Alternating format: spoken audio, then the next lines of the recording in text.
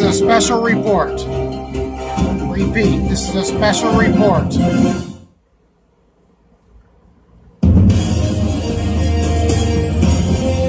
This is a special report of Wake Up America. Now we're going to go live to a video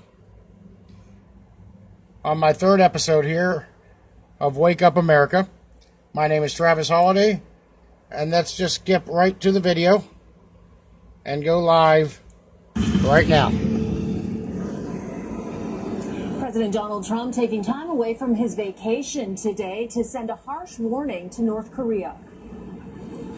North Korea best not make any more threats to the United States. They will be met with fire and fury like the world has never seen.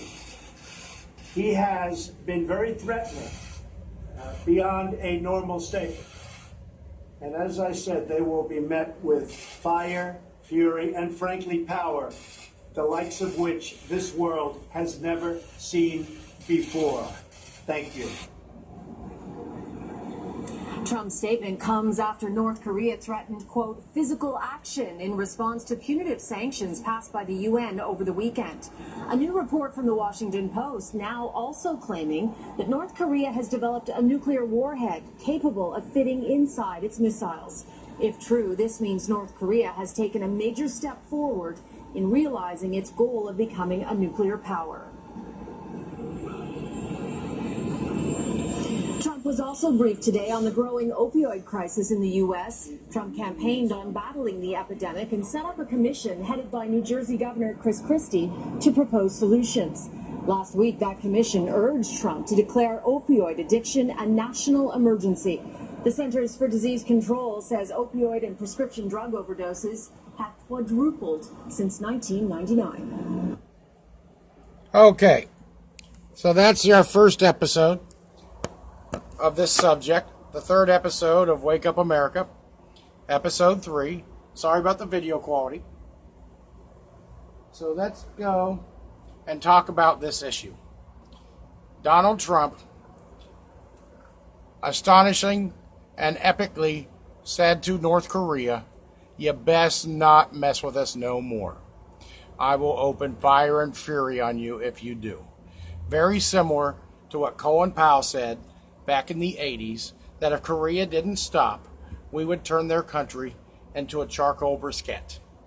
Look it up if you don't believe me. Colin Powell did say that. Now, North Korea made a statement the other day that they were going to bomb Guam with missiles, and that they were going to bomb the USA with missiles. Donald Trump is not going to put up with this. He's not a pushover. When he says you best not, you better listen to him. Because I agree with the president. We can't allow North Korea to continue to threaten the United States. Okay, we have the greatest military in the world, number one. And number two, we have the bombs.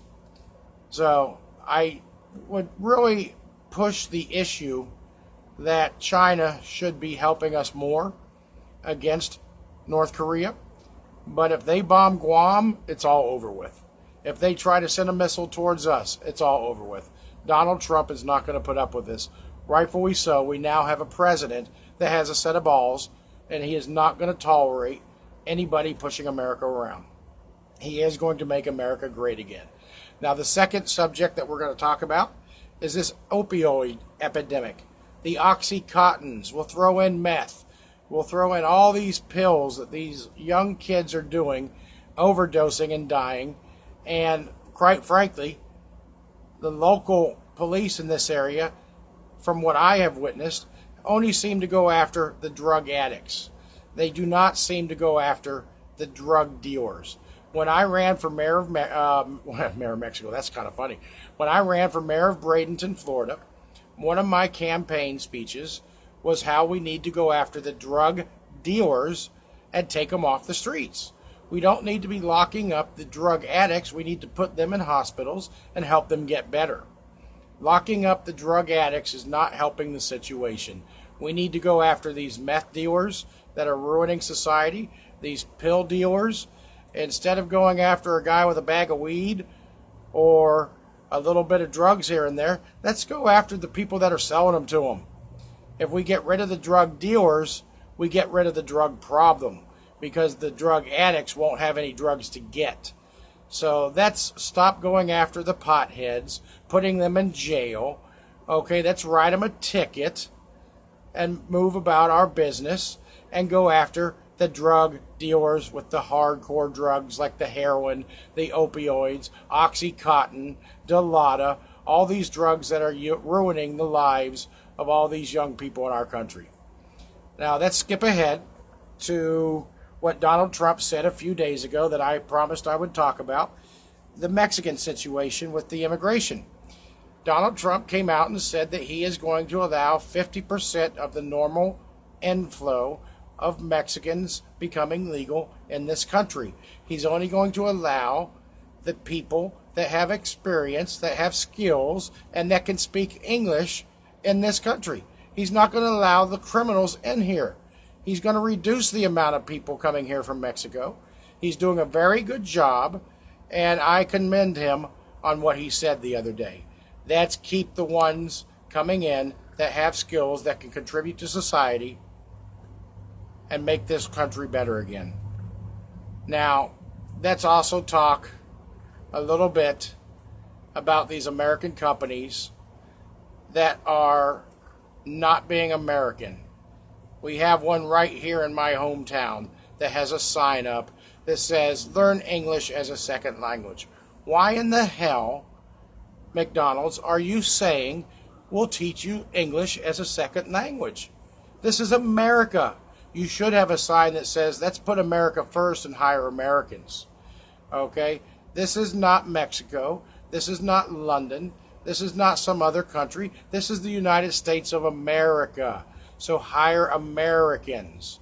If you're not a legal citizen, if you don't have a green card, if you're not an American that's paying into the system, don't hire them.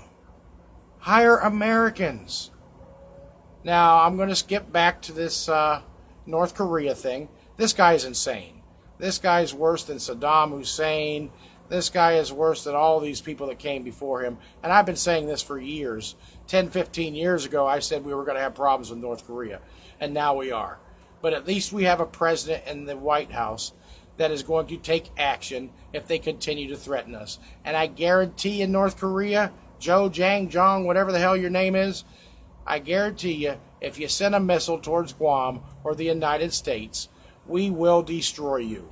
There will not be any more diplomatic talks, because that is over. You don't want to talk to us. You don't want to stand down. Well, I guarantee you this one thing. You attack one of our areas like Guam or the United States itself, you will be completely annihilated. And I agree with the president. And I agree with what the president and all his staff is saying.